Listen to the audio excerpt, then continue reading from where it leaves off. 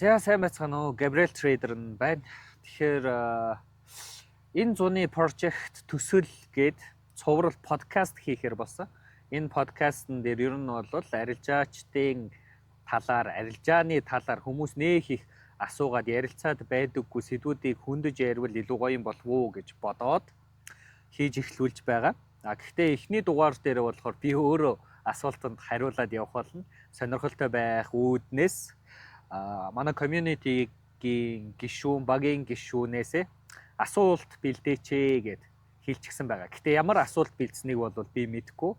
Тийм учраас ямар нэгэн бэлтгэлгүйгээр шууд хариулаад явах төлөвлөгөөтэй байна. Тийм учраас номикогоо урьдчилсан байна. За ямар хөө асуулт бэлдсэн юм бол тоо. За юутай сайн уу? За сайн байна уу. Ямар ч гэсэн жоохон хотго байж магадгүй асуулт бэлдсэн шүү. За амар чухал асуултууд. Энэ бол гэхдээ угаасаа хүн болгон мэдэх жоо хэрэгтэй хаа. Одоо ер нь ихэнх хүмүүс яг ингэж бодод идэв. Forex Center-гийн гут одоо нэг төрлийн битмет юм шүү гэлээ. Ааха. Та энэ талаар чи шууд ингэж асуулт. Forex гэж юу юм уу гэхгүй юм уу? Шууд л хэлжээ. Ерөнхийдөө нь. За. Bet2 мөрөөдөө тоглоом gamble гэсэн үг шүү дээ. Наадах чинь бол угаасаа тэртээ дөрөв амар удаа яригдчих байгаа асуудал хэвгүй. Ялангуяа мэдээлэл мэдлэг муутай хүмүүс ойр дотных нь хүн нь Forex хийж эхэллээ гэдэг тэгэнгүүт юу боддог вэ гэхээр ялангуяа сүүлд бол бити одоо нөгөө хэрэгүүд бол зөндөө их байгаад байгаа шүү дээ. Амар асуудалтай байгаад байгаа тий. Тэрнээс болоод бол угаасаа амар шүүмжлэлттэй байгаа. Угаасаа нэгдүгээрт тийм байна. Хоёрдугаарт гэх юм бол угаасаа Forex gamble bet нөгөө мөрөөдөө тоглоом хоёр чинь завсраараа маш нарийнхан зураасаар зааглагдчихж байгаа. Амар нарийнхан зураас. Хальтхан хазаагаа гэх юм бол тэр euro gamble одоо gambler мөрөөдөө тоглоом чинь болцдог. Баггүй юу? Тий. Тэрнээс биш 100% одоо bet gambleтай адилхан гэж бол хэлж чадахгүй. Тухайн хүнийхээ байдлаас л хамаарна да. Тий. Чи хэр сайн өөрийгөө боловсруулж хэр сайн мэдлэг мэдээлэлтэй байж удирдах чадах вэ гэдгээс л шалтгаална. Тэгээд бас ингээд яг Forex яг ингээд амжилттай явах нь ингээд авч явах нь тэрийг ингээд өргөжлүүлэх нь яг логик илүү ингээд танаас шаарддаг гэж бодож байна уу эсвэл танаас ингээд мэдрэмж илүү шаарддаг гэж бодож байна уу? Логик шүү дээ. Тийм. Наадах чинь бол нэх бодоод ах шаардлагатай мэдрэмж бас ордог юм шигсэн надад. Жохон ч гэсэн байхгүй. Яг хөө мэдээж хүн юм чинь тэгэл мэдрэх шүү дээ. Тэгээд даан 100%-аараа байна гэж яах вэ? Алдахаараа дотор салгална. Химжээнээс нь хамаарат те. Нэг 5,000 энтер алдчих юм бол тэгэл бас нөлөөлнө. Бас нэлээд өндөр дүн шүү дээ. Тэгээд ингэнгүүд угаасаа мэдрэмжинд нөлөөлнө. Гэхдээ тэр мэдрэмжээрээ автаад дараагийнхаа үйлдэлийг хийх үү? Эсвэл тийм мэдрэмжээ мэдэрч өнгөрөөчхөөд тэгээд яг нөө анализ сетапаараа дараагийнхаа үйлдэлийг хийх үү гэдэг чинь амар чухал болчихж байгаа. Наадах чинь яг нөө өмнөх асуулт биш үү? Өмнөх асуултантай чинь амар гоё холбогдчихж байгаа юм. Bet2 эсвэл яг ингээд юу гэдгсэн шүү дээ. Тий. Хэрвээ мэдрэмжэндээ автаад мэдрэмж мэдэрнэ шүү дээ. Тэрэндээ автаад тэгээд тэрэн дээр ямар нэг үйлдэл гаргаад байх юм бол тэр чинь bet буюу gamble мөрөөдөө тоглоом болчихно. Гоё ингээ апдейтлаад логикоор анализаар явуучих юм бол тэр чинь тэгээд арилжаач нэрээ авч үлдэн шүү дээ. Тэгээд бас ингээд гадуур бас ингээд сонсоод тахад ер нь 95% нь л ингээл хамаагийн маяг нь алдаж ийн л гэ тийм яриа амир их байд юм бэлээ. Аха. Нэг гин дээр тэн дээр яа.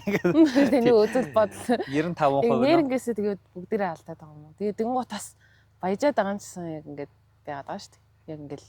Аха. За. Гэтэ магадгүй яг арай илүү ашиг болоод байгаа нь цөөхөн байгаад ч байгаа юм шиг. Эсвэл яг чимээгүй яг ингээд олж чадаад байгаа хүмүүс нь чимээгүй байгаад байгаа болохоор тэгж санагдаад байна уу? Бүхэл утга нь бол адилхан байх л гэж бодож байна. 95 уул нь бол 90% нь алддаг малтдаг л гээл тэгж сүүлдээ 95 болцсон байсан. Нэг хүн 98% мó би бол 2%-ийн нэг мэг гээл нэг тиймэрхүү юм ярьж л байсан. Гэтэ заавал 95 бол байх шаардлагагүй. Сүүлийн үед ч гэсэн нэг заавал тийм 5% нь ашигтай байгаад байдаг биш болцсон байхгүй юу? 95% нь яаж байна вэ гэхээр 95% нь тэр сэтгэл зүй гэдэг юм удирдах чадахгүй байгаа байхгүй юу? Хүмүүс бид нар зуршлын амьтаа яг үнэндээ бол өдөр тутамд хийж байгаа үйлдэлийнхаа яг л тэр нөө 95%, 90%-ийг бодохгүйгээр хийдэг байхгүй юу? Зүгээр л автомат нислэгийнхаа голмоор зүгээр л дадал зуршлаараа л хийчдэг. За манай подкастыг 3 дахь цочин. Манай хөтөж орж ирсэн байна. За яваа. Надад бүр хоолны төлөө бол үсрэх юм уу те? За тэгээд бас одоо тэгээд айгүй хүмүүс унжин гэдэг байгаа шүү дээ. Тэгсэн мөртлөө бас айгүй хүмүүс яг одоо тогтсон орлоготой цалинтай ажилтны хүмүүс бас байгаа шүү дээ. Тэд нар ингээд айгүйх ажиллаа яг ингээд болоод яг ингээд форекс руу орж ирж байгаа юм харагдаад байгаа. Бүр ажиллаа болоод гэж үү? Тийм, бүр болж байгаа яг хажуугаар нь бас хийж л байгаа хэл та. Гэтэ бас болж байгаа хүмүүс нэлээд харагдаад байгаа шүү.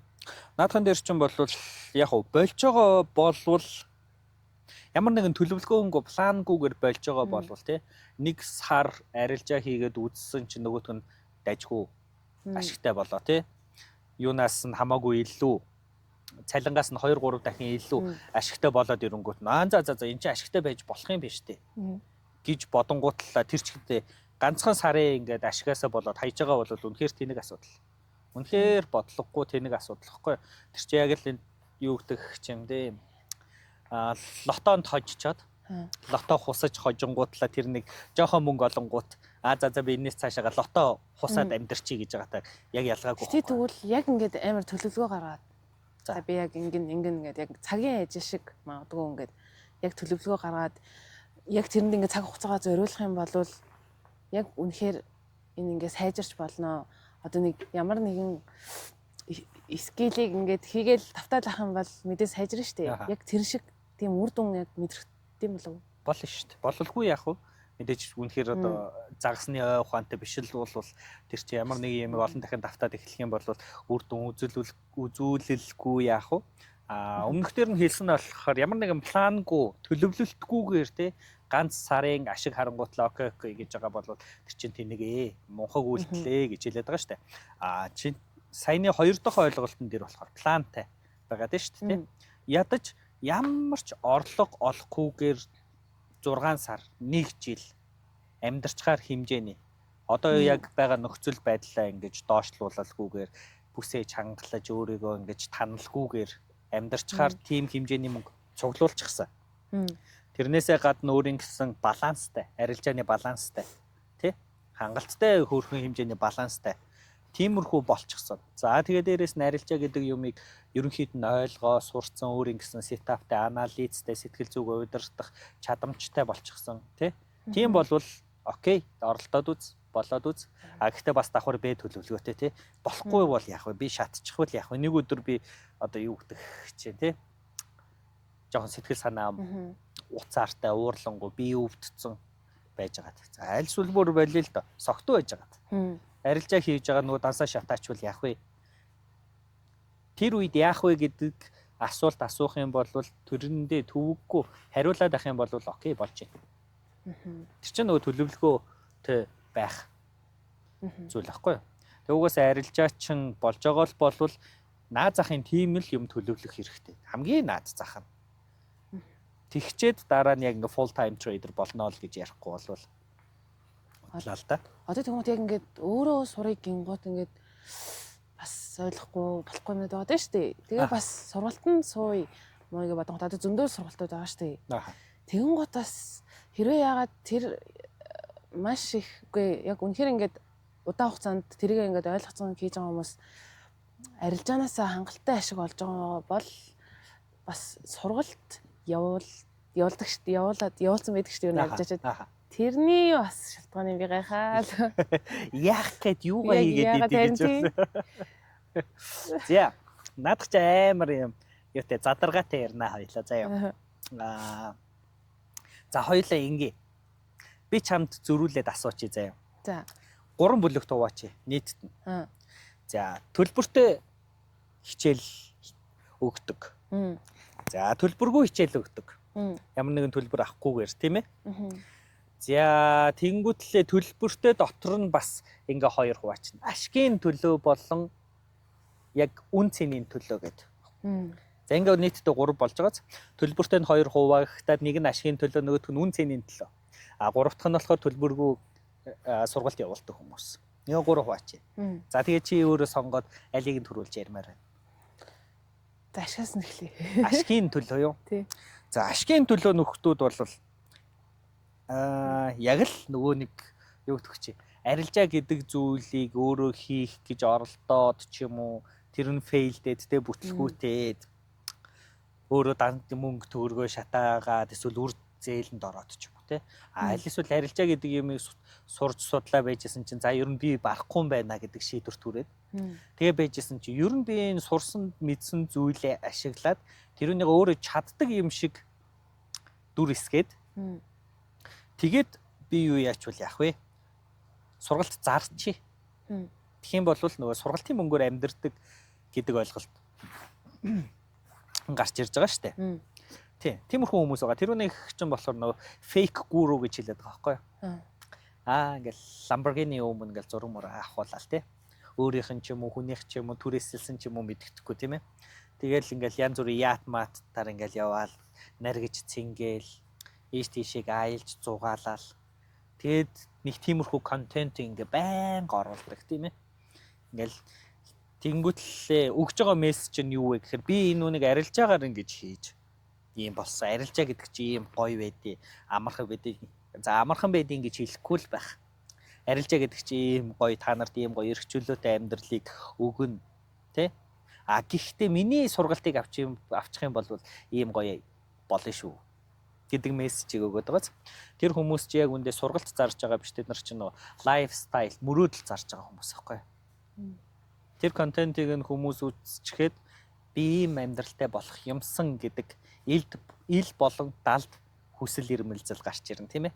Тэнгүүтлээ нөгөө хүн нь за хэрвээ миний сигналыг авчих юм бол хэрвээ миний сургалтыг авчих юм бол ийм болно шүү.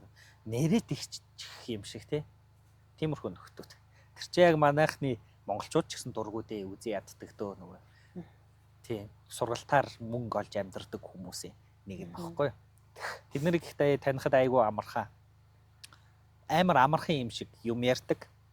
Тэгээ дандаа масс руу чиглэж үйл ажиллагаагаа явуулдаг. Өөрөөр хэлбэл арилжааны талаар огт мэдээлэлгүй хүмүүс рүү арилжаа гэж ийм байдгийг шүү гэж ийм мессеж өгдөг. Тийм, ерөнхийдөө бол тийм. Тэгэл нөгөө нэг миний сургалт, миний сигнал гэж явдаг хүмүүс. Одоо нөгөө хоёр үн цэн. За үн цэн нөө. Төлбөргүй хоёр тийм. За тэгээ. Үн цэнээс нь эхэлчихье тийм. Адилхан төлбөртэй. Адилхан төлбөртэй.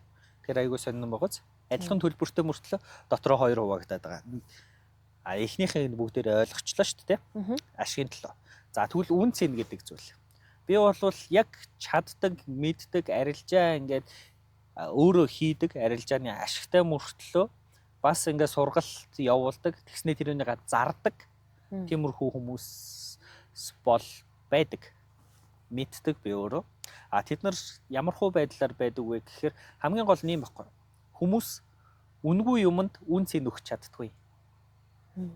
Зүгээр л одоо юу гэдэг чи юм ээ, үнгүй гэх тэгэнгүүт нэг тийм тоохгүй шүү дээ. Тийм үстэй. Хэнийг нь чамд одоо юу гэдэг чи. Ингээл газраар нэг iPhone 17 Pro Max хэвтчихлээ тий. Зүгээр хяламж хийхгүй шүү дээ. Тийм үстэй. Сонирн байх болчих. Тий нэг сонирн биш болчихно тий. Зүгээр ингээд байж л байдаг зүйл болоод хувирчин тийм үү. Тэрнтэй адилхан яг ингээд хүн өөрөөсөө нэг $200 гаргаад ч юм уу $300 гаргаад ч юм уу сургалт худалдаад авчаар нөгөө $200 $300 ингээд зарцуулсныхаа хэргийг нь гаргах гээд улам их хичээж эхэлдэг байхгүй юу. Сургалтыг нь илүү их үзэн хийлж байгаа зүйлсүүдийг нь ойлгох гэж хичээн. Наад зах нь дэвтэр дээр бичиж тэмдэглэн тийм ээ. За өгсөн үүрэг даалгаврыг нь биелүүлнэ гэх мэтчлэн яг үн цэн өгөөд эхэлж байгаа байхгүй. Түүнийгээ дагаад нөгөө нэг үр дүн гэдэг юм хамаагүй сайн болчдөг. Нэг талаасаа тийм. Нөгөө талаасаа гэх юм бол нөгөө хүмүүс чинь ингээд олон жилийн туршлага хичээл зүтгэл тий магадгүй өөр хинэгнээс сурсан байж болно, эсвэл өөрөө бие даасан ч байж болно тийм үү. Аль нь ч байсан гэсэн өөрийнх нь хичээл зүтгэл байгаа штэ. Тэгээд хүнээс сурсан байсан ч гэсэн нэг юмыг ойлгочих гээд хичээгээд ингээд за тэр сурсан хүмүүсээс арай өөр өнцгөөс нь хараад ч юм уу өөрийнхөө гэдэг юмыг нэмээд хасахыг хасаад тэгээд тэрүүнийгээ зааж байгаа. Мэдээж тэр хүн чинь тэр сургалтыг $200 $300 зарж ийн хий нэгэн түүнийг нь худалдаж авч ийн гэдэг чинь өнгөрсөн жилүүдэд арилжаам зарцуулсан тэр цаг хугацааг нь худалдаж авч байгаатай адилхан байхгүй. Цаг хугацаа болон хичээл зүтгэлийг нь худалдаж авсантай яг адилхан байхгүй. Тийм учраас яг үнэхээр өөрөө чаддаг, үнэхээр хүмүүсийг сурах чи, мэдчи, энэ арилжаа гэдэг ертөнцид ашигтай байгаасаа гэж хүсэж байгаа хүмүүсийг бол сургалтаа битгий зар гэж хэлэх амар өрөөсгөл байгаа зү. Тэ? Тэр хүний хичээл зүтгэл яах вэ? Тэр хүний сэтгэл яах вэ? Тэгэл бичлэг хийн гэдэг чинь бас тийм амархан биш шүү дээ. Тийм ээ?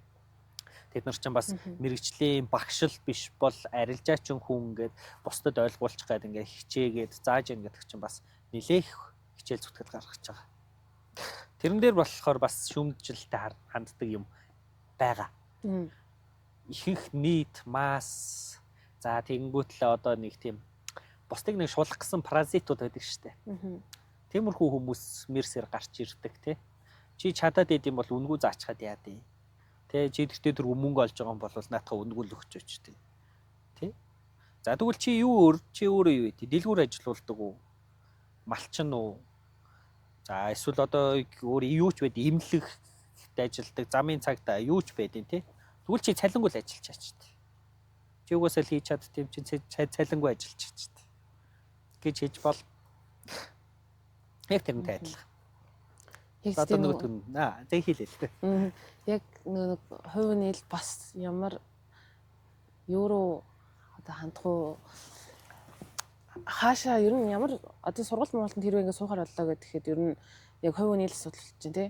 Бас өөрт нь юу үнэтэй вэ? Өөрт нь юу яг хэрэгтэй вэ? Яг тэрэндээ. Та яг хамгийн их хэдэг алдчих. Ярианы сэдв ямар амар. Тэр огцсон. Хамгийн ихтэй хэдийг алдаж байсан бэ?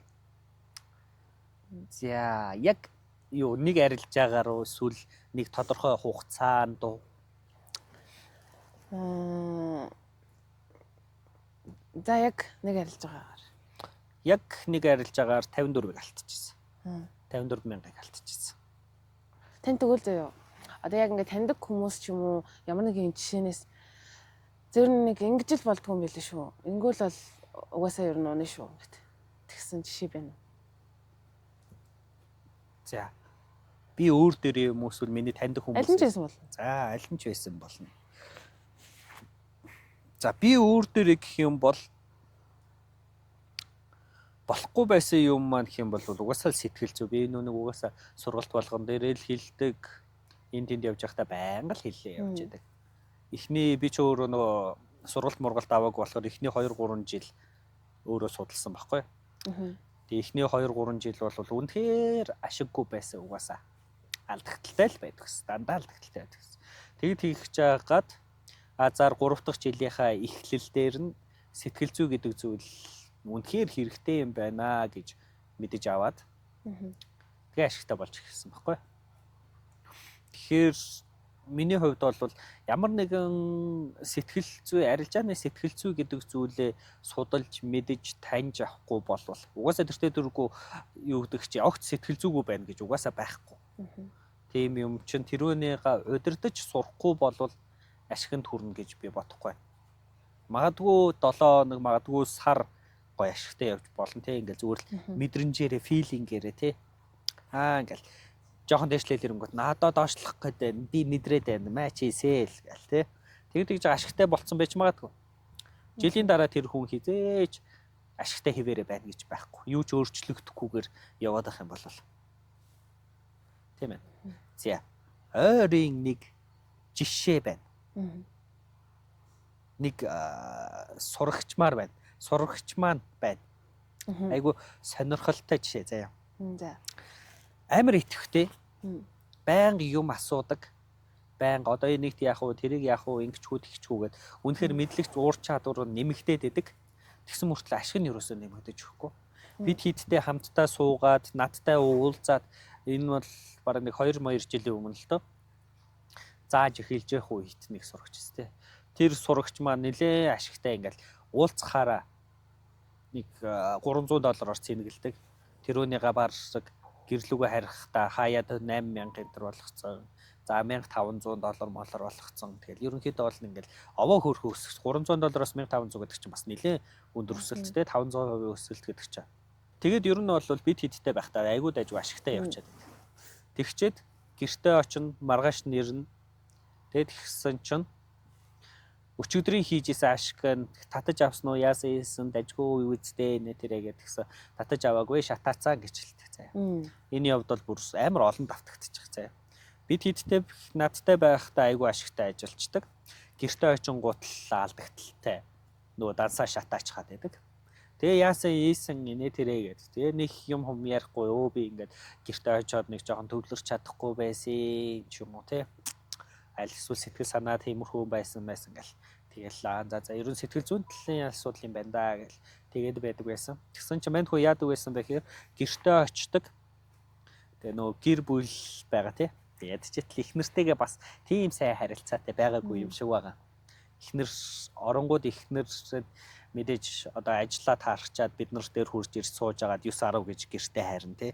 Тэгэнгүүт ихнэр нуурлан бас мэдхгүй хилээгүй ч гэсэн магадгүй харддаг ч байсан байж магадгүй тийм ээ.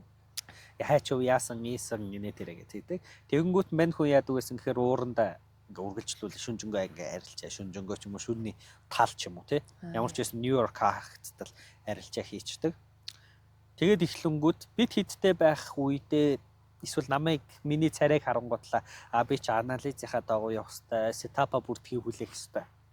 Ячаад их нэртэйгээ муудалцаад эхлэнгүүт нөгөө тиймэрхүү зүйлүүд нь бодол нь толгойноос ингээд үсрээ гараа явчих жоохгүй. Цэвэр сэтгэл хөдлөл. Тэгээ тэр хүн бол ингээд яалтч аргагүй нөө сэтгэл хөдлөл гэдэг зүйлээ юу яагаагүй. Өөрийгөө дасгалжуулаагүй гэдэг бол дасгалжуулаагүй нь ямар хор нөлөөтэй бэ гэдгийг бол дахин харуулсан. Нэгдүгээрт тийм. Хоёрдугаарт гэх юм бол манай хүн ерөөсөө юм юу гэдэг мөнгөний менежмент гэдэг зүйл бас давхар байхгүй байсан. Ерөөсөө татаж авах гэдэг ойлголт байхгүй. Арилжаанд зүгээр юу гэдэг чи дондчихсан. Ашигт нь дондчихсан биш. Арилжаанд дондчихсан. Яг ингээ ашигтай болоод эхлэнгүүт өөрөөрөө бахархдаг, баярлдаг тийм ээ. Алдагталтай болоод эхлэнгүүт нөгөөх нь ингээ сэтгэл санаанд нь сөргөөр нөлөөлдөг боловч тэр нөө өдөр тутмын нэгэн хөвшил болсон амьдралаас нь шал өөр мэдрэмжийг өгöd байгаа байхгүй юу? Уур уцаар, уйтгаргүй нэг баяр баясгал, шунал ч юм уу тийм мэдрэмжүүдийг аваад хахаар нөгөө мэдрэмжинд нь додчихсон байсан. Тэгэхээр бас тийм нэг кейс байна. Яг одоо санагдаж байгаа нь бол тийм. Гэхдээ бас мэдээж зөндөө олон кейсүүд янз бүрийн сонирхолтой кейсүүд бол зөндөө олон байгаа. Тэгэхээр бас сэтгэл зүгээ барих хэрэгтэй байх нь байна. Тэгээ бас нөө мэдрэмжинд нь арилжааны мэдрэмжинд нь бас додож болохгүй гэсэн үг. Сэтгэл зүйч угаасаа хэцүү л дээ тий. Тэр нөгөө түрүү хоёлаа ярьжсэн нөгөө үн цэн ашигтай ашиггүй. Үгүй үнтэй үнгүү гэж ярьжсэн шүү. Тэрний үнгүүг нь орхисон юм бэ тий. Тийм ээ. Арилжааныхаа нөгөө багш нар гүрүү нар. Би одоо гүрүүнийх нь нэг дах та. Хотлоодлаа. Үнгүү заадаггүй.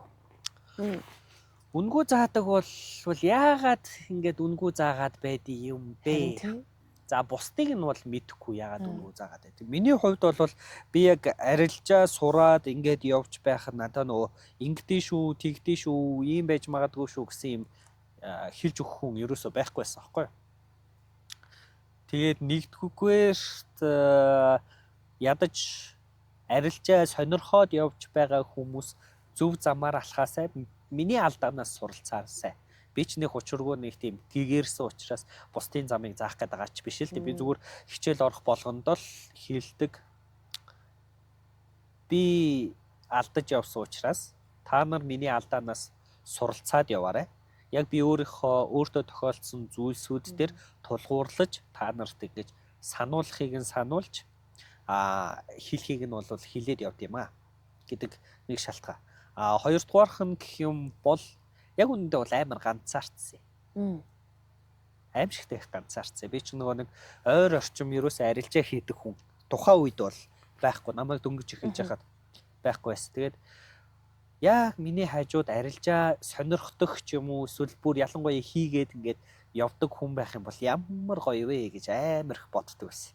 Тэгэх юм бол би зүгээр хажууд нь юу ч дуурахгүй зүгээр л ингээд гөлрөө сууж л байх юм бол маш их зүйлийг сурч авах байх та гэдэг амар их бодол. Тийм бодол амар их төрдөг байсан. Тэгээд яг өөрөө нухаж жагаад арилж байгаа гайгүй болгочихсон. Тэгээд эхэлсэн чинь яг ингээ ганцаархтаа ингээ арилжаа хийгээл ингээл яваад хар ингээ амар уйтгартай. Гонигтай, ганцаардмал ингээ арилжааны талаар бас бусад хүмүүстэй ярмаар шүү дээ. Стоп лосс зохиулчаад би өчигдрийн савлгаан дээр би стоп лосс зохиулчлаа. Даалдагталтай болчлоо. Чи яасан маасан тий? Чи бай орсон юм уу? Би сэл орсон шүү дээ ч юм уу. Эсвэл фомсигийн мэдээ тэгсэн байлээ, ингэсэн байлээ. Гэх мэтчлэн ингээд ярилцмаар байсан. Хоёр дахь шалтгаан маань бол тийм. Ерөнхийдөө бол community хүссэн байхгүй. Тэгээд community хүсээд Facebook-ийн янз бүрийн группүүд дээр ороод үзсэн чинь үнэхээр токсик. Бүр үнэхээр токсик. Хэнийг зүгээр л анализаа оруулж байгаа. Би нэг иймэрхүү бодолтой байна. Энд чинь одоо зүгээр л одоо юу гэдэг чи минийх биелэн та нарыг биелэхгүй гэж хэлээгүй шүү дээ хинч. Зүгээр л би ийм бодолтой байна. Миний idea, миний анализ нэг иймэрхүү байна гэд хэлэнгүүт доотлолт нь нэг бол эмонжигоор хаахад артаг. Шоолдог инээдэг. Эсвэл коммент дээр чи юугаа чаддгийг, чи ер нь хэдэн жил арилжаа хийсэн, наадах чи явахгүй. Аимшигтай токсик байгаа зү. Тиймэрхүү зүйлсүүд хараад тэгээ ер нь бол за арай л мулгуу юу да. Тэ тэр эможи дээр хаахад ардаг, эсвэл доотлолт нь муулж ярьдаг хүмүүс тэр амар юу гэдэг чи игдүүцэл төрсөн аахгүй. Дургу төрсөн. Дургу өрсөн. Тэгээд за энэ нөхдүүд бол угаасаа тэнгэрээ дуусах юм байна. Хинч хизээч ханшиг хаашаа явахыг 100% угаасаа таамаглаж хэлж мэдхгүй гэдгийг эднэр бол угаасаа ойлгож сураагүй мэдээгүй байгаа юм байна. Тийм бол би амар гоё эерэг community үүсгэж хинч юу ч гэж хэлсэн, ямар ч санаа оруулсан тэр үнийг хинч шүүмжилдэггүй хариуд нь зүгээр аргумент үүсгэж болдог тий. Өөдөөс нь наадах чи ийм юм шүү дээ. Ийм болохоор ингээд ингэх юм шүү дээ. Тэ хэнийг бай харах юм бол бай явах чинь жоохон худлаа юм шиг байна. Ягаад вэ гэх юм бол ийм учраас би ийм хараад байгаа юм. Гэт ингээд гоё юм наан цаана аргументтэй явах гэдэг шүү дээ. Тиймэрхүү юм амар хүссэн. Миний хувьд. Тий. Тиймэрхүү шалтгаануудаар. Тэгэхээр яг үнгүй зааж байгаа, үнгүй community ажиллуулж байгаа хүмүүс ерөнхийдөө бол бас тийм ганцаарддгийг болоо даа л гэж амар их боддог та. Танд ингээд танаа яг сургалтанд сууж исэн хүмүүсээс чинь яг ингээ үр дүнтэй идэвхтэй ингээ алж байгаа хийгээд үлдсэн нь яг хэдэн хувьтай вэ? Үлдсэн нь гэхээр гэж хэлэхээр айгу учир дутагдaltaй болох гэдэг. Юу гэдэг ч юм дэ би ч нөгөө stepping stone аахгүй юу? Зүгээр над дээр ингээд нэг алхах шат нь болдог байхгүй юу би ч. Сурах юмаа сурчдаг. Тэнгүүтлээ за ер нь болчлоо гэтэнгүүт манайхан чинь монголчууд ч тэгдэм үү эсвэл ер нь угаасаа тийм байдаг юм уу мэдгүй гэдэг ингээд амьдралаа болгоод явцдаг чимэг болчихдог байхгүй юу. Тийм. Гэхдээ тэрэн дээр бол нэг юу гэдэг чи эмзэглээд байсан ч юм бол байхгүй л тий. Тэгвэл сайн л байна. Тэр чинь нөгөө нэг би хэрэггүй болж байна гэдэг чинь надаас сурах бүх юмаа сураад ингээд болцоо одоо төгсцөө. Одоо ер нь бол тань гэдэг тий. Одоо чамгүй болох чинь гэд. Тэгээ явж гинэ л гэсэн үг байхгүй юу. Гол зорилго чинь тэр шүү дээ. Тий. Тэгээ ер нь болвол нэлээд бас үр дүнтэй юу ясаа ашигтай болсон хүмүүс нэлээд олон бол байгаа. Ашгаа харуулж исэн за нэг иймэрхүү хинглээ тэглээ гэд. Эхэндээ айгу харуулт юм уу. Тэгээ сүүл рүүгээ чимэг олох болчихдээ. Тэгээ чимээгүй болцохоор хэрвээ одоо юу гэдэг чи асуудалтай байсан бол надаас тусламж гуйх л баг л та тий. Би ингээд алдагталтай байна, ийм байна, тийм байна. Яах вэ, ийх үү тий. Чи гэсэн тэгэл үлгүүд тий. Тийм шүү дээ. Тэгвэл чи яах вэ? Тэгвэл ингээд байна гэл. Тий. Тэгвэл ашигтай болчихвол яах юм? Ашигтай болчихвол би хэрэггүй болчихно үстэй. Тэгэх юм бах та. Гэтэ яг нэг алт хэлгээл. За гоё байгаа шүү тий. Гоё байсан шүү. За лайк гэдэг. Ер нь одоо энэ болохоор ингээд яг хоёр асуулт тарах уу заяа. Яг ингээд эхлээд сураад ингээд хийгээд явж байгаа ингээд хүмүүс байгаа шүү дээ. Тэдэрт яг ингээд хамгийн яг сурж байхад хэцүү зүйл нь юу вэ? Нөгөөх нь зүгээр арилжаанд угаасаа хамгийн хэцүү юм юу вэ?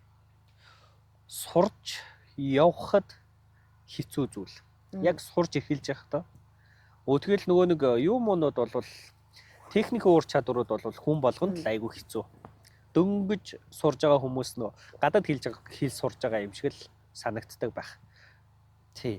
Гэхдээ яг тэрний цаана юу хэцүү байдаг вэ? Анх за би яг бусдын талаас аль нь хэцүү байна гэхээр ингээл өөр л хэлнэ л дээ. Миний хувьд хамгийн анх хийж байхад хэцүү зүйл нь нөгөө нэг 100% гэдэг юмыг байхгүй гэдгийг хүлээн зөвшөөрөх л хамгийн хэцүү байсан. Яагаад? Хүмүүс ер нь бол шуналтай. Тэм учраас нөгөө 100% гэдэг зүйлийг хайдаг. Нэг тийм holy grail гэж нэрлэдэг юм да. Нэг тийм амар гоё юм. Ерөөсөө алддаггүй стратеги те. Дандаа ашигтай байдаг стратеги. Сарын дотор дансаа 3 4 5 нугалдаг стратеги. Тэ? Тиймэрхүү юм байдаггүй гэдгийг хүлээн зөвшөөрөх амар хэцүү. Тэгээ ингээд нэг стратеги дуршиж үздэг. Нөгөөх нь айгуу дайггүй болоо гоё явж штэ гэдэг юм 2 3 стоп-лос цохиулгуутлаа энэ болохгүй байна. Энэ стоп баа энэ муухай стратеги хайчдаг тийм ээ. Тэнгүүтлээ өөр тийш явдаг. Өөр стратеги судалдаг. Тэнгүүтлээ ингээд тэрүүнийгээ дахиад ингээд яг л адилхан л бол угаасаа. Тэгэл нөгөөх нь угаасаа хийзээ нэг цагт стоп-лос цохиулна. Тэнгүү наа за энэ болохгүй байна, бүтэхгүй байна гэл. Айлсвал энэ дээр нэмэгдээ нөгөө стоп-лос цохиулсан гут арилжааныхаа лото нэмээд арилжааныхаа хэмжээг нэмэнгүүтлээ дахиж ороод тэрэн дээрээ дахиж стоп-лос цохиулаад бүр илүү ихийг алдаад ингэх байдлаар шатдаг тий. Тэгэнгүүт нөгөөдгөө бусдад буруу өгөх гээд нөгөө стратегитай буруугаа өгч эхэлдэг. Энэ стратеги болохгүй байх бүтэхгүй байна гэдэг.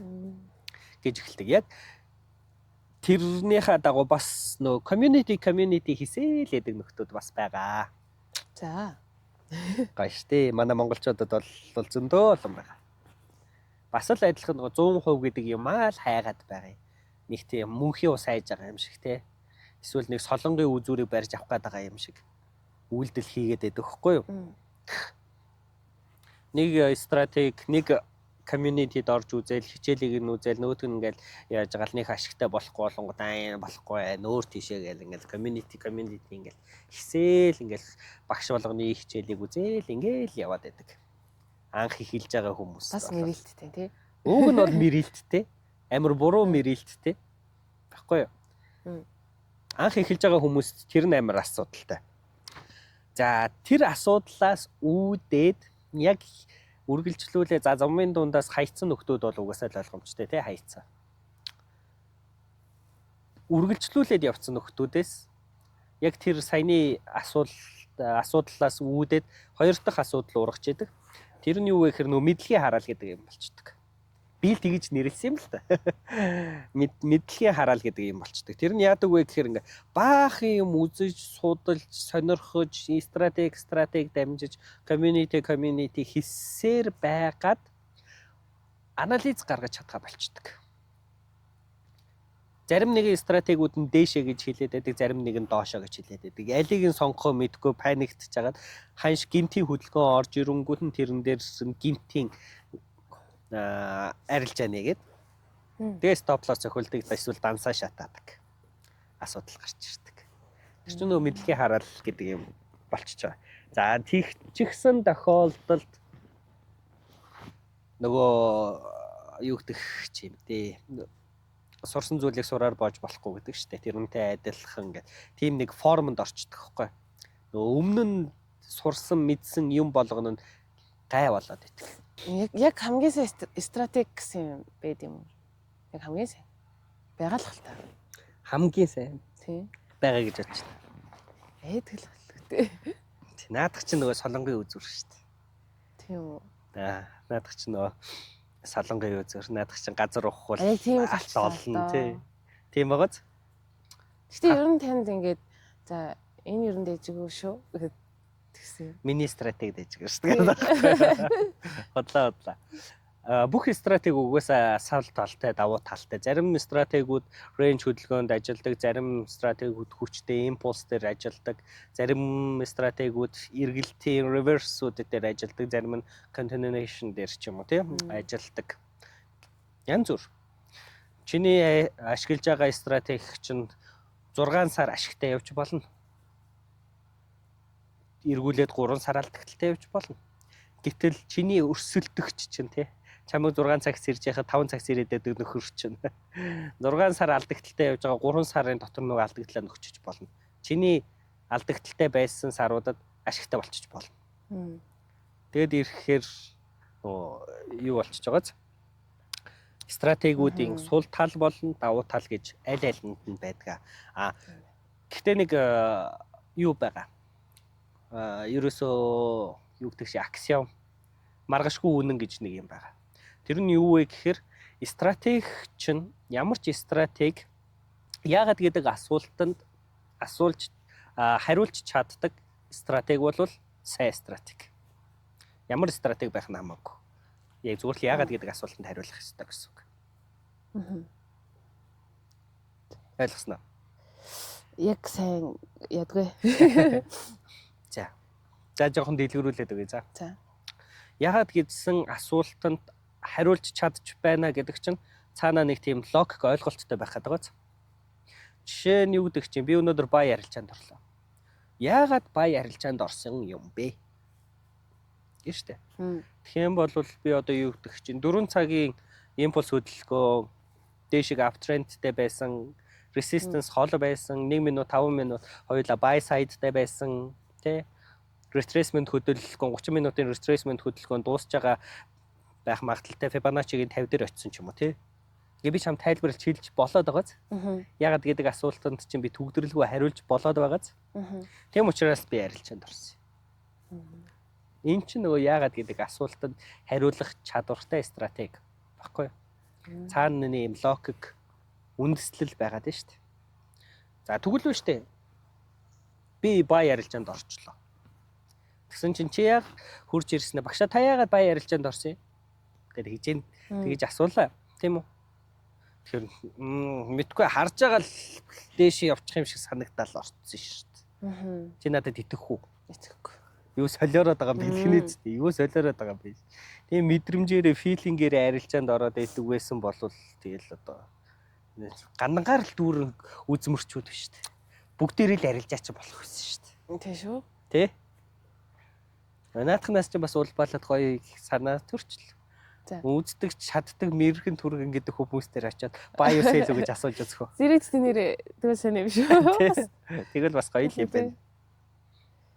Тэгэд нэр англи хэл угаасаа нөлөөт хэл хэвчээ.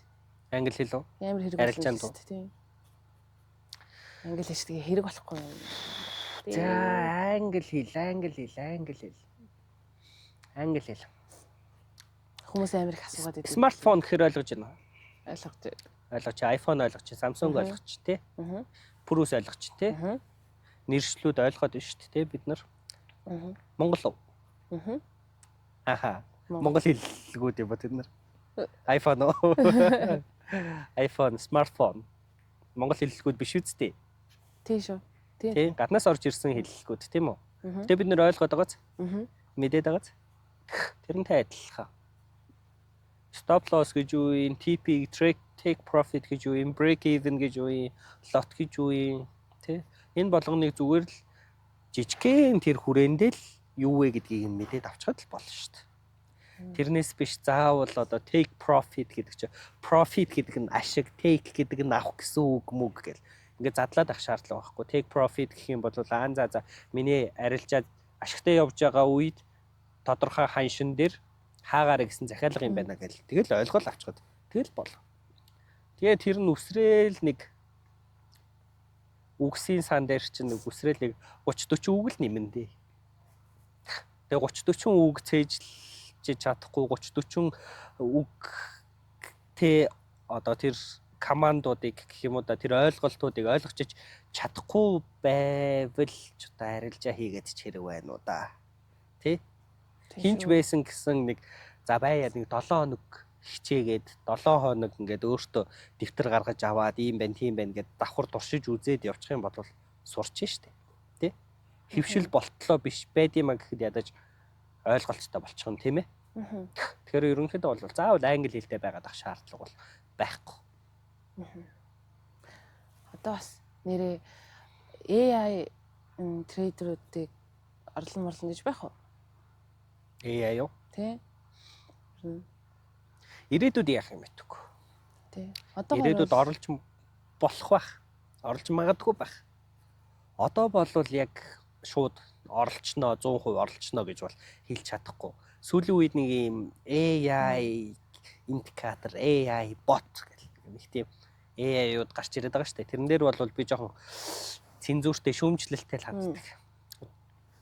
100% наадах ч худлаа скам одоо ловер гэж бол хэлэхэд бол хангалттай мэдээлэл бол надад алгал байна л та. Гэтэ би бол нэлээд юм цензуртэй юутай л ханддаг та. Шүүмжлэлтэй ханддаг. Гэтэ тэнд яг ингээд айгуу туслалцаа болж байгаа юм байна уу? AI-аар бол туслалцаа болж байгаа зөндөө олон юм байгаа шүү дээ. Хамгийн наад зах нь гэхдээ яг арилжаан дээр шүү дээ. Зөвхөн арилжаан дээр үү? Тий. Яг арилжаан дээр AI бол нэг ашиглаад байдаггүй шүү дээ.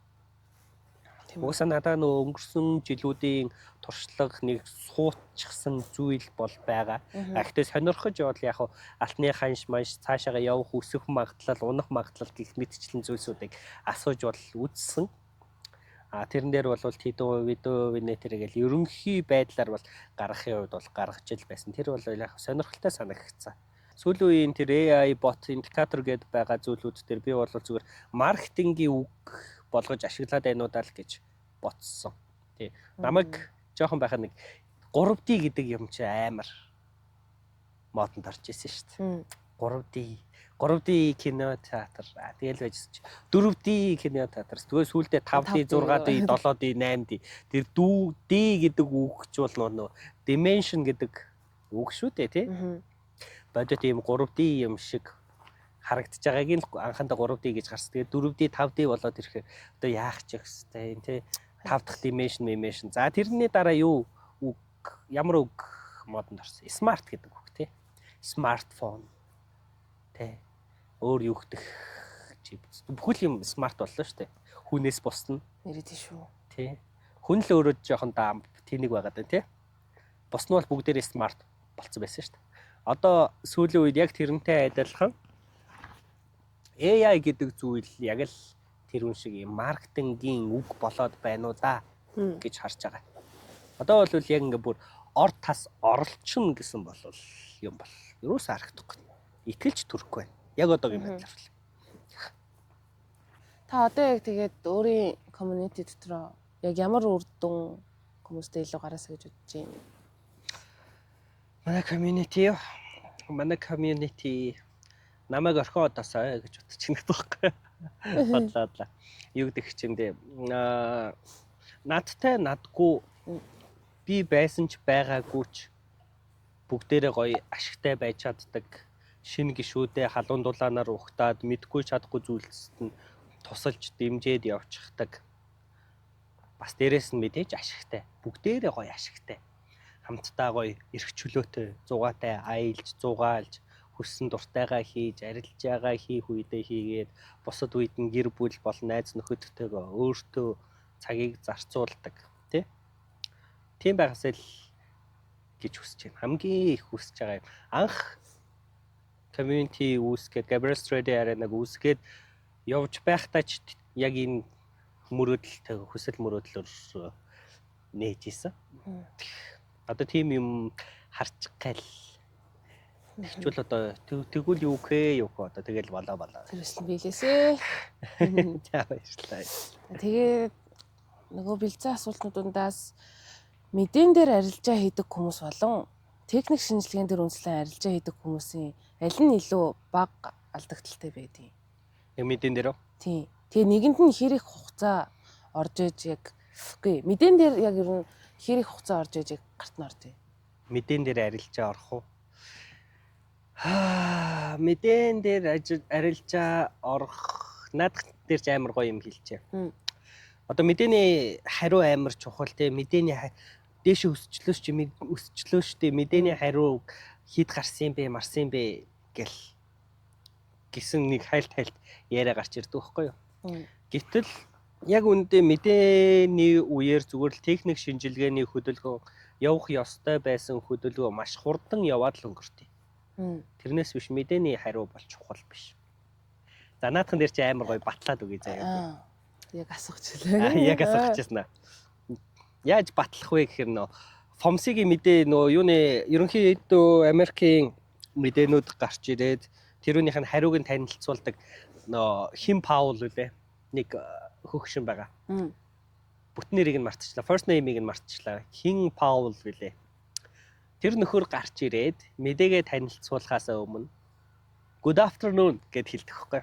Мэдээж тэр нөгөө нэг одоо хөвлөлийнхэнд мэдчихлэн шүү дээ. Good afternoon гэд хэлэнгүүт ханш палтгүй. Би тэрийг бас үзсэн шүү дээ. Тэгж байгааз? Зөв good afternoon гэж хэлэнгүүт л тэгж байгааз. Тэр хүн хариугаа танилцуулж амжаагүй шүү дээ. Тийм. Орж ирэл тий. Тийм good afternoon гэдгсэн чинь ханш дээшээгээ доошоогоо савлчихж байгаа үстэй. Эсвэл тэр хүний good afternoon гэж хэлдгээс нь хариуг нь мэдчихээд идэм хүмүүс. Тэгэхээр ч амт тэнэг байгаа. Тэгэхээр мэдээний хариу гэдэг бол яг хоо мэдээж Америк эдийн засаг урт хугацааны ерөнхий төлөв байдал тэрэнд бол нөлөөтэй тийм ээ. Гэхдээ яг тухайн үе дээр мэдээний арилжаа хийж байгаа үед бол мэдээний хариу бол чухал биш. Нэгт хоёрт гэх юм бол мэдээний хариу хүлээх гэсээр байтал аль хэдийн хөдөлгөөн нь яваад дуусчихсан байх. Одоо тэгэхээр яг арилжаан дээр одоо нэг хоёулаа нөгөө түрүүн бас сэтгэл зүй талаар яг арилжаатай холбоотой айгүйх ярьжсэн шүү дээ. Тэг яг арилжаан дээр техник шинжилгээ хийх нь илүү чухал гэдэм үү? Сэтгэл зүй илүү чухал уу? Тэгэд ер нь сэтгэл зүй арилжаан дээр хэр их нөлөөтэй идэгвэ гэдгийг одоо дахиад энэ техник шинжилгээнд дээр техник шинжилгээтэй харьцуулаад яриалаад өгөөч гэж байна. Техник шинжилгээ бол яг хоёулаа л адилхан чухлаа л гэж хэлчмээр байна. Гэтэ яг аль нь илүү вэ гэх юм бол яалтч аргагүй сэтгэл зүй илүү. Бас л тийм яалтч аргагүй сэтгэл зүй адилхан. Хангалттай хугацаа өгөөд явах юм бол сармагчинд ч заачих байхгүй юу? Техник шинжилгээ гэх чинь. Тэ? Яа одоо юу гэдэг чи ийм хөдөлгөөн ийм дүрс гарах юм бол чи ногоон дээр дарна. Ийм дүрс гарах юм бол чи улаан дээр дарна. Хэрвээ чи зөв дарах юм бол би чамд банан өгье. Хоол өгье, жимс өгье, бэр өгье, ямар нэг юм өгье те. Ингээд хангалттай хугацааны турш тухайн сармагчин бэлтчих юм бол тэр сармагчин бол асуудалгүй л хийчдэг болчих واخгүй юу? Гэхдээ бид нар бол сармагчин биш тийм ээ. Бид нар сэтгэл зүйтэй хүмүүс бид нар сармагчингаас ялгарах шунал гэдэг зүйл байгаа, хүсэл мөрөөдөл, тэмүүлэл, төсөөлөл гэдэг агуу том зүйл байгаа тийм үү? Төсөөлөл гэдэг зүйл. Тийм учраас бид нар сэтгэл зүгэл удирдахгүй болвол хизээч байхгүй. Ямар ч тэнэг хүнд техник шинжилгээний талаар хэлээл, заагаал, ингээл учирлал ингээд байх юм бол ойлгочдөг байхгүй. Ямар үед ямар үйлдэл хийх вэ гэдгийг мэдчихэж байгаа. Арилжаа сурж байгаа, сонирхож байгаа хэсэг зур хийчихсэн хүмүүс бүгдээр л ямар сетап хүлээх ёстой байдаг вэ? Ямар үед арилжаанд орох вэ? Ямар үед арилжаанд орохгүй байх вэ гэдгийг угаасаа мэдчихэдэг.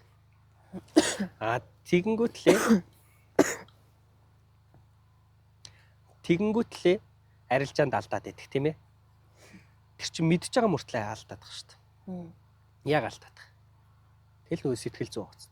Шунсан уу, яарсан уу, айсан уу, эсвэл одоо юу гэдэг чи өөртөө эргэлдсэн үү?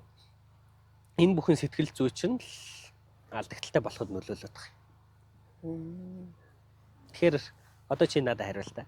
Мм. Аль нь илүү чухал юм шиг. Мэдээ сэтгэл зүйн болчихлоо. Тийм мэдээ сэтгэл зүйн болж байгаа. Тэгээд бас энэ бас айгүйх альжиг угаасаа хүмүүс амар хэцүү гээл ярьдэн штий. Аа. Тэгээ альжаатай ижилхэн мөртлөө нэг тийм ихэнх хүмүүс мэддэг тийм зүүрлэх ажил өөр байна уу? Арилжаатай адилхан Тийм. Ер нь төстэй. төстэй тэгсэн мөртлөө яадаг. За нэг ихэнх хүмүүс юм мэддэг нэг. За тэгэхээр хоёулаа энэ хүртэл бол сэтгэл зүй гэж аимшигтай ярьчлаа тийм үү. Тэгэхээр хоёулаа сэтгэл зүйгээ тогтвортой байлгах чадвар шаарддаг мэрэгжлийн талаар бодъё. Чамд ямар нэгэн санаа байна уу? Сэтгэл зүйгээ тогтвортой байлгах шаардлагатай байдаг ажил. Тэгэл бас ихэнх нь зөндөө л энэ. Эмч байна тийм. Тийм тий.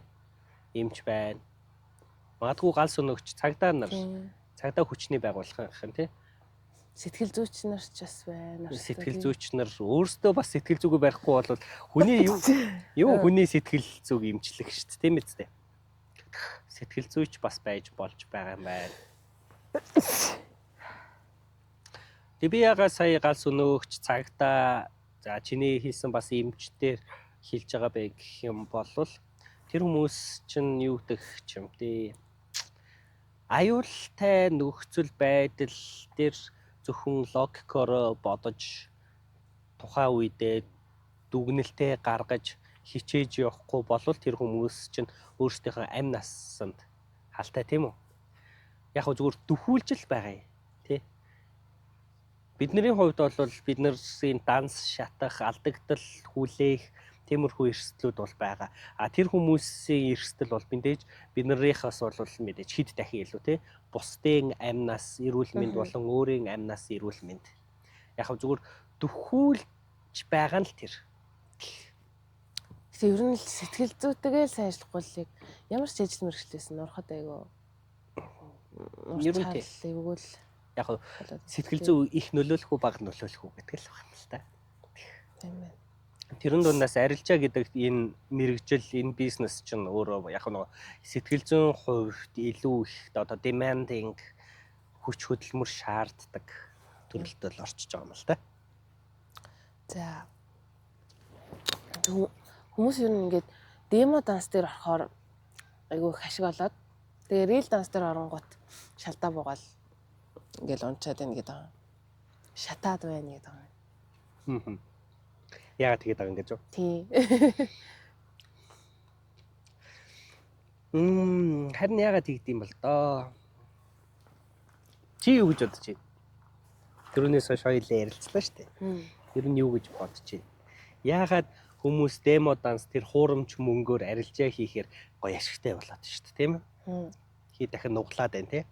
Нөө демо арилжааны демо дансны сайтангууд гэж хэлдэг байхгүй юу? Тэгээд тэснэ рил данс болоод яг жинхэнэ мөнгө өөрийнхөө мөнгө болоод ирсэн чинь алдагдaltaй болоод эхэллээ. Бас нөгөө сэтгэл зүй юу? Яг тийм байх тийм. Тийм байгаа ч тийм. Тийм байна. Демо данс хийж яхад алдах зүйлгүй байсан байхгүй юу? Тоглоом шиг л байсан байхгүй юу? Мачи тий. Нэг лотоор дарна, хоёр лотоор дарна. Буруу тишээ яваад эхлэнгүүт нөгөөтгөө ингээл нимж мэмэл инэ тэрэ гээл ингээл. Аль эсвэл үнэхээр зарим нэгэн системтэй хүмүүс нь гоё сетапа хүлээгээл тий. Тэр нөгөө сетап гэдэг зүйл одоо бүртгийг хүлээл нөхцөл бүртгийг хүлээж байгаа л нөхцөл мөрдөнгүүд нь за одоо би ингэж орох ёстой, тийх ёстой нэ тэрэг. Нөөс юм дарамт шахалт байхгүй, яарсан зүйл байхгүй зүгээр л яг л тоглоом тоглож байгаа юм шиг тий. Амар гоё тайв. Тэгвэл ингээд анх эхэлж байгаа хүмүүс ер нь рил данс дээр хий явцсан дээр тийм үү? Демо дээр үү? Дээр үү? Ер нь бол наадхын дээр чинь би техник чадваруудаа эзэмшчихсэн бол аль хэдийн одоо юу гэдэг чинь лото удирдаад тааруулаа сурчсан арилж байгаа удирдах нээж хааж чаддаг болцсон платформудаа ашиглаа сурчсан бол демо данс тэрнээс цаашаа гоо хэрэгтэй гэж хэлдэггүй угаасаа. Ер нь бол хэрэггүй болчтой. За бүх юма мэддэг техник ур чадваруудаа бүгдийг мэддэг болчих юм бол демо данс ямар ч хэрэг байхгүй.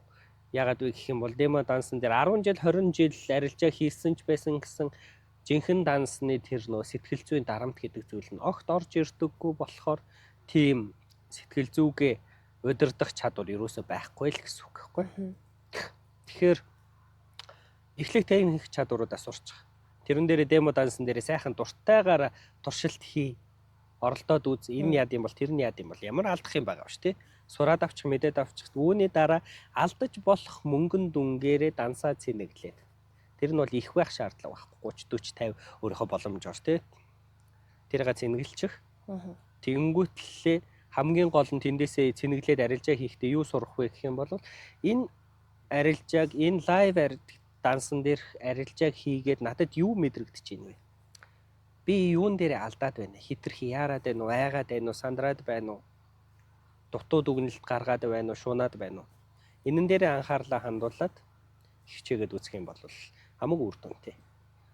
Ер нь бол тий нэг ганц $30-оор дансаа цэнгэлж аваад тэрэн дээр арилжаа хийгээд тэгээд хамгийн гол нь ингээд тэмдэглэл хөтөлж мөтлөөд өөрөө гоё өөртөө анализ хийгээ явах юм бол 100 жил демо дансан дээр арилжаа хийснээс л хамаагүй дээр үр дүнтэй. Ялч тийм л юм шүү. За одоо ингээд сүүлийн асуулт. Монгол улс ер нь арилжаа ч юм уу ашгаараа яг хэдэд орд юм бол дэм судалгаа байдаг болов уу? Олон улсад уу? Тий. Яг брокерд бол тийм мэдээлэл бол байгаа. Гэтэ тэр юуныг бол мэдээж брокер бол задлахгүй л тий. За танах тэдэд явж шүү гэх тий.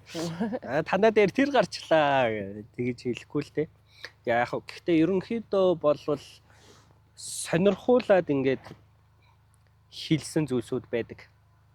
Монголчууд сүүлийн 5 жилийн хугацаанд одоо депозит буюу данс цэнэглэлтээсээ withdraw буюу татан авалт нь хувийн хооронд нь харьцааных нь хувьд татан авалт нь бага багаар илүү их болж эхэлж байгаа. Тэгэхээр өөрөөр хэлбэл бид нар $100 депозит хийгээд зөрүүлээ $500 татаж авч байгаа ч юм уу тий. Ашигтай байгаад байна гэсэн үг. Сүүлийн 5 жил бол бид нар илүү их ашигтай байгаад байна. Илүү сайжирч байна, чанар нь сайжирч байна гэж би бол харж байгаа тиймэрхүү юунууд байдаг. Бас дээрэс нь ер нь Аз дотроо 3 саяудлаач гэсэн хүн амтай нь харьцуулах юм бол бидний арилжаа хийж байгаа, арилжаанд эргэлдүүлж байгаа тэр мөнгөн дүн, депозитийн дүн гэх мэтчлэн тиймэрхүү дүнгууд нь ер нь бас нэлээд өндөр байдаг. Гэдэг тиймэрхүү яриа гэх юм уу баталтай юм тоон статистик бол харж байгаагүй. Тиймэрхүү зүйл бол сонсч ийсэн. Тэгэхээр тэрэн дээр бол би бас баяртай байгаа. Нөгөө талаас гэх юм бол бас нэг таагүй мэдээ сонсч ирсэн юу гэхээр монголчуудын бас л адилхан ихэнх хувь нь алдаад цөөхөн хувь нь тэр нөгөө нэг өндөр дата авалтыг нь хийгээд байгаа. Тэрэн дээр бас жоохон эмзэгдлүүштэй байгаа. Тэгэхээр яг үндэ форекс арилжаа чинь бид нар чинь бол Монголын эдийн засагт амар үр өгөөчтэй зүйл хийж байгаа хүмүүс аахгүй яагаад вэ гэх юм бол бид нар ямар нэгэн баялгаа аль эсвэл ямар нэгэн зүйл гадагшаа гаргаж тэрний хариуд баг зэргийн мөнгө авдаггүй. Бид нар өөрсдийнхөө мэдлэг ур чадвараараа гаднаас долларын мөнгө урсгалыг Монгол руу оруулж ирж байгаа хүмүүсийн хувьд манай подкастыг сонсож байгаа хүмүүс өөрсдөө арилжаа сонирхдаг бол яг өөрсдөө бахархаарай гэж хэлмээр байна. Бид нар бол Монгол руу долларын урсгал нэмэгдүүлж байгаа тий их баг гэдгийг нь тодорхой хэлж мэдэхгүй байна. Гэхдээ ямар ч байсан нэмэгдүүлж байгаа хүмүүс шүү. За тэгээд сүүлийнх нь тий дууссан. Дууссан. Дуусла. За тэгээд подкастны ерөнхийдөө бол асуултууд нь юу гэдэг чи сайн ойлгомжтой хариулж чадсан нь ер нь хариултуудад сэтгэл ханамж хэрэг. Арайстай гоё дэлгэрэнгүй тайлбарлаад өгчлөө. Бүгд гоё. За нэг айгуу сонирхолтой юмнуудыг гоё тайлбарч өглөө. Баярлалаа. За асуулт бэлдсэнд баярлалаа. Уулын ингэр дээр хурж ирээд надтай хамтдаа бас подкаст хөтөлсөнд баярлалаа. Тэгэхээр манай подкаст ямар ч байсан дуусч байна. Дараагийн подкастууд дээр би бас арилжаа хийдэг Монголд бас нэлээд алдартай арилжааны ертөнцид бас тиймэрхүү алдартай хүмүүсүүд, сургагч, багш нар community-г эздийг урьж оролцуулах болно. За тэгээ ямар ч байсан бас л яг энэ газартаа миний ар зогсож байгаа 4 дугаар тавнаад гоё аялж зугаалангаа подкаст хийхээр төлөвлөж байгаа. Дараагийнх нь хинж байж болно. Дараагийнх нь хэн байлгамаар байна тэр үнийг нь комментэн дээр бичээд үлдээгээрэй. За тэгээд асуумаар байгаа зүйлсээ хүснээрээ бичиж болно шүү бас. Хинээс юуг асуумаар байна? Бүгднийг хэлээрэй. За тэгээд дараагийнхаа дугаараар уулзцгаая. Бид хоёртай хамтдаа байсанд баярлалаа. Ингээд дуусгацгаая.